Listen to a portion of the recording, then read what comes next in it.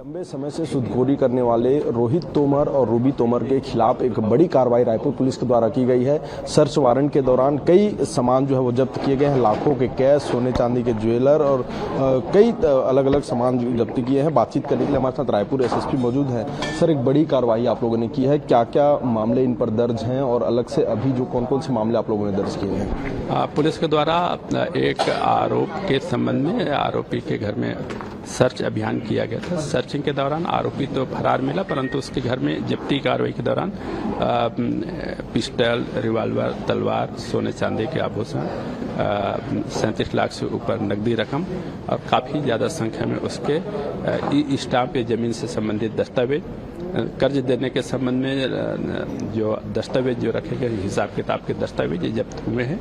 इस आधार पर कुछ लोगों से बुला करके पूछताछ की गई और कुछ प्रार्थी लोग जिनको पता चला कि कार्रवाई की जा रही है पुलिस के द्वारा, तो समक्ष में आकर के उनके द्वारा अपना कथन दर्ज कराया गया है। इसी जब्ती में प्राप्त जो हथियार है उसके आधार पर आरोपी गण के विरुद्ध में आर्म्स एक्ट के तहत में कार्रवाई की गई है और जो दस्तावेज मिले हैं, जो प्रार्थियों के जो कथन हुआ है, जो उसी आधार पर 2 अपराध पंजीबद्ध कर दिए हैं, जिसमें एक्सटॉर्शन के और उसमें संगठित अपराध की धाराएं लगाई गई है और उसके जो 3 जो प्रमुख आरोपी है उसके अतिरिक्त उनके अन्य आरोपी जो इसके सहयोगी रहे हैं उनके विरुद्ध में अपराध पंजीबद्ध किया गया है और आरोपियों की पता तलाश की जा रही है। सर, ये पिछले लंबे समय से ये काम कर रहे हैं, करीब 2 दर्जन से ज़्यादा मामले जो हैं इन पर दर्ज हैं और सर उसके बाद भी ये बाहर निकल जाते हैं आसानी से। सर, क्या पुलिस ऐसे कोई पुख्ता सबूत और गवाह पेश करेगी जिससे लंबे समय तक सलाखों के पीछे रहे और ऐसे वारदातों को अंजाम ना दे सकें?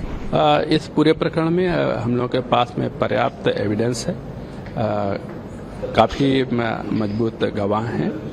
मुझे विश्वास है कि इसमें अभी गिरफ्तारी की जाएगी तो इसमें आगे के भी कठोर कार्रवाई की जाएगी। सर, ये रोहित तोमर और रूबी तोमर जो हैं वो सूदखोरी का काम करते हैं और शहर में काफ़ी लाइमलाइट में रहते थे राजधानी रायपुर में, लेकिन ऐसे कई बहुत से लोग हैं जो बाउंसर और सिक्योरिटी गार्ड और पिस्टल की नोक पर इस तरह के जो व्यापार हैं करते हैं। सर, क्या अपील करना चाहेंगे, उन लोगों को क्या संदेश देना चाहेंगे और जो लोग ऐसे में घटना में फंस जाते हैं उनसे क्या कहेंगे?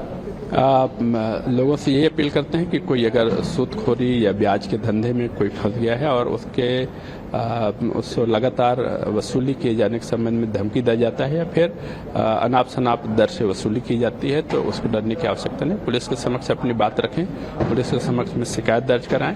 ऐसे अवैध सूदखोरों के खिलाफ में पुलिस सख्त कार्रवाई की और आगे ये अभियान के तहत में कार्रवाई की जाएगी। तो देखिए, पिछले लंबे समय से रोहित तोमर और रूबी तोमर ये व्यापार कर रहे थे और साप्ताहिक वसूली यानी किसी भी रकम का 20 गुना, 50 गुना, 100 गुना वसूली करते थे, जिसके बाद अब एक बड़ी कार्रवाई रायपुर पुलिस के द्वारा की गई है। फिलहाल रोहित तोमर और रूबी तोमर दोनों फरार हैं, पुलिस पतासाजी कर रही है। आने वाले समय में देखना होगा कि किस तरह से कार्रवाई होती है, कैसे सजा होती है और कैसे ऐसे बदमाशों और हिस्ट्री सीटर पर लगाम लगाया जा सकेगा।